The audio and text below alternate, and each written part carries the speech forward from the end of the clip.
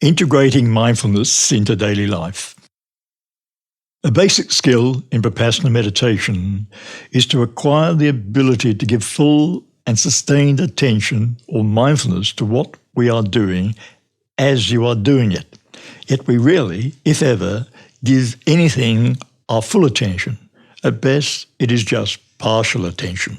The consequence of this faulty intelligence, that is, not being in touch with reality or having false views, if one does not have the right information, one can misread the experience, so one lives in delusion and as a consequence suffers. The writer Iris Murdoch wrote, "We live in a fantasy world, a world of illusion. The great task in life is to find reality." Regrettably, for the most part, we live in a shallow, superficial culture that lacks any real depth. Almost everything is geared to allow us to give only partial attention towards what is in front of us.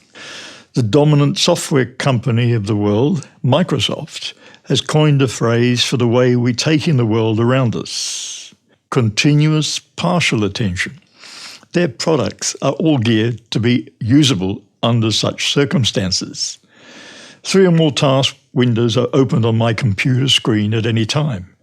So we skip from one to the other, just skimming and scanning, which is symptomatic of the rather shallow life the majority of us tend to lead. The task then is to turn this around and train oneself to be fully attentive as much as possible.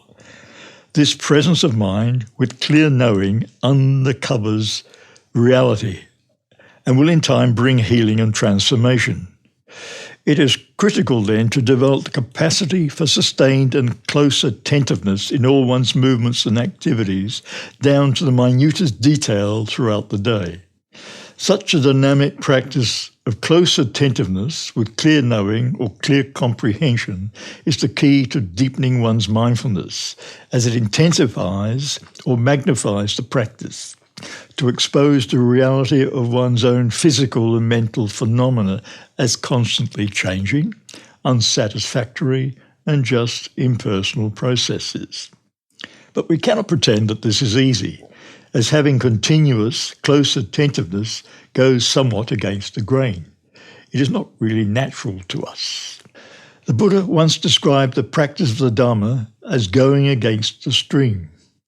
As long as one swims with the current of the river, one remains largely unaware of it. But if one chooses to turn against it, suddenly it is revealed as a powerful, discomforting force. Just prior to the Buddha's enlightenment at Bodh Gaya, as the Buddha was washing his alms bowl in the nearby Naranjara River, he lost hold of it and the bowl floated off, going against the current. It is said that he took that as a sign that he would be successful in his aspiration to gain enlightenment. But I do not think we need to take this story so literally, as I see it as more of a metaphor of going against the stream that points to the need to consciously face and explore one's own conditioning and assumptions in order to grow in the Dhamma. The stream refers to the accumulated habit of conditionings. The practice of the Dharma requires us to turn around midstream, to observe mindfully and intelligently the forces of conditioning instead of reacting to their promptings. Therefore, we need to make constant effort to train ourselves to do this practice until it has become so well established that it has become, as it were, our second nature, that is ingrained. Only then will deeper states of mindfulness develop. But as a beginner, it needs to be accepted by the meditator that in the practice of Vipassana meditation, going against the stream creates waves, causes disturbances, which require courage and skill to deal with these difficulties skillfully until eventually the maturity factor of equanimity develops. It's very informative to read the instructions the Buddha himself gave in Mindfulness of the Body in the subsection on clearly knowing in the text we are following, the 4 establishments of mindfulness.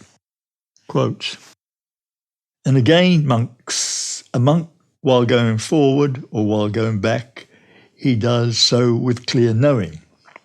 While going straight ahead or while looking elsewhere, he does so with clear knowing. While bending or stretching his limbs, he does so with clear knowing. While carrying the alms bowl and while wearing the robe, he does so with clear knowing. While eating, drinking, chewing and savouring, he does so with clear knowing. While urinating or defecating, he does so with clear knowing.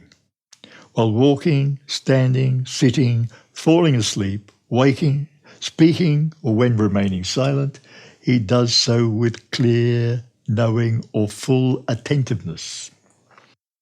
You can see here that the Buddha is emphasizing the continuity of attentiveness or mindfulness of all daily activities, with clear knowing of all body movements in great detail, including what you do in the bathroom.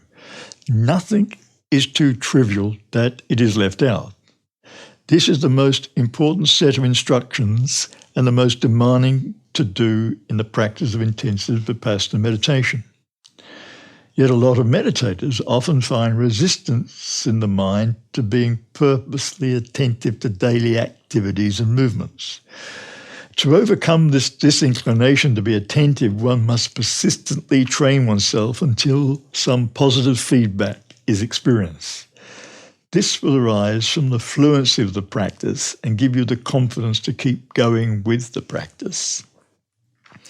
From the Buddha's time down to the present, there have been teachers who have suggested practices and strategies that support the attentiveness practice. One of the most prominent of these was the late Mahasi Sayadaw of Myanmar, who recommended and taught a very effective mental naming or noting technique in his book, Practical Exercises in Vipassana Meditation. Quote, "When making bodily movements, the meditator should do so slowly, gently moving the arms and legs, bending or stretching them, lowering the head and raising it up. When rising from the sitting posture, one should do so gradually, noting as rising. When straightening up and standing, note as standing. When looking here and there, note as looking, seeing. When walking, note the steps, whether they are taken with the right or the left foot. You must be aware of all successive movements involved, from the rising of the foot to the dropping of it. When one wakes up in the morning, one should immediately resume noting.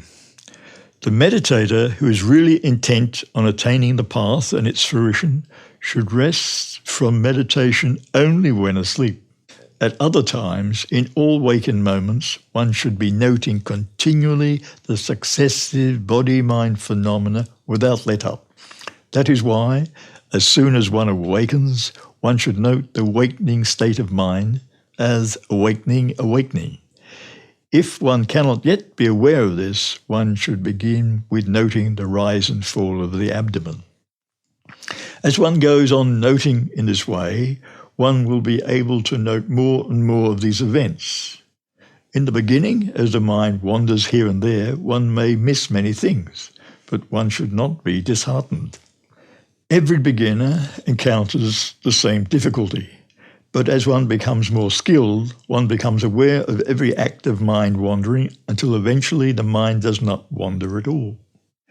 The mind is then riveted onto the object of its attention. The act of mindfulness becomes almost simultaneous with the object of its attention. In other words, the rising of the abdomen becomes concurrent with the act of noting it, and similarly with the falling of the abdomen and all other activities." Unquote. It is important to give the mind, not to give any mind, any chance to slip into its old habitual ways. We are creatures of habit, often operating on autopilot a lot of the time, making many unconscious movements and actions. In a retreat situation, there is no need to hurry, and in fact, one is encouraged to slow down. Hurrying is an indicator that you have slipped into automatic pilot.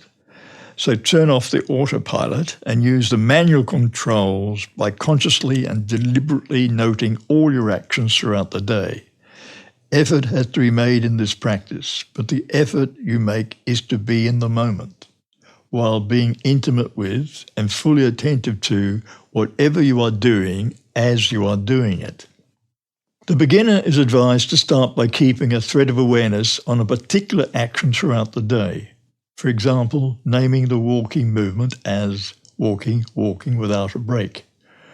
When the mind moves from the noting of the walking to a secondary object, such as thinking, seeing, hearing, and a mind state, then note the object that has taken your attention as a secondary object before going back to the noting of walking. Then combine the noting of the walking with a noting of sitting, standing, and lying down, being especially attentive to the transition between each posture. Take at least one activity during the day, such as eating, and taking your time, try to do it 100%, finding the minutest detail. When you are eating, all the senses are activated: seeing, hearing, smelling, tasting, and touching. So try and note all the physical movements as well as the biting, chewing, tasting, savouring, and swallowing. This detailed noting is dynamic and intensifies the momentary concentration that results in a more in-depth experience. As you can see, the practice of clearly knowing is not a superficial, casual observation, as one must deeply penetrate the object under observation. Presence is combined with clear comprehension. That is, one must see the specific characteristics of the phenomena, the subtle and fine nuances, the minutest detail of the movement, without identifying with it. Close and sustained attention is the key to the practice. Maintaining close attentiveness for, say, 75% of daily activities for at least 3 to 4 hours in a day will be carried over to and increase the fluency of the practice in the formal sitting and walk-in sessions. The benefit of this precise and detailed noting is that it will increase and intensify the momentary concentration that is needed to deeper insight into the mind-body phenomena. For meditators whose practice of full attentiveness has matured, they would be able to note or know nearly all their movements and actions, whatever is predominant in their experience, including the specific characteristics of the movement for most, if not all, of the day. Then they will discover that what appears to be one continuous movement is actually a series of individual discontinuous movements. Such an insight exposes the illusion of continuity. While this practice is not a slow-motion exercise per se, it cannot be emphasized enough that the Vipassana meditator must slow down all body movements as much as possible in order to be aware of the subtleties of the movement. A benefit that is not much appreciated from attentiveness training is that with presence of mind, the mind becomes wholesome, and so mindfulness intensifies and insights will follow. Therefore, clarity and pleasant feelings will arise as you are freed from anxiety and worry and experience the blessing of being in the present moment. Having established the practice of full attention with clearly knowing in the supportive condition of a retreat environment, this ability gives you the potential to integrate the mindfulness training into everyday life when you return home. The benefits of an ongoing practice of mindfulness in daily life are that it brings about an increase in well-being for oneself and harmonious relationships with others. To quote what the Buddha said on the subject, mindfulness is useful everywhere.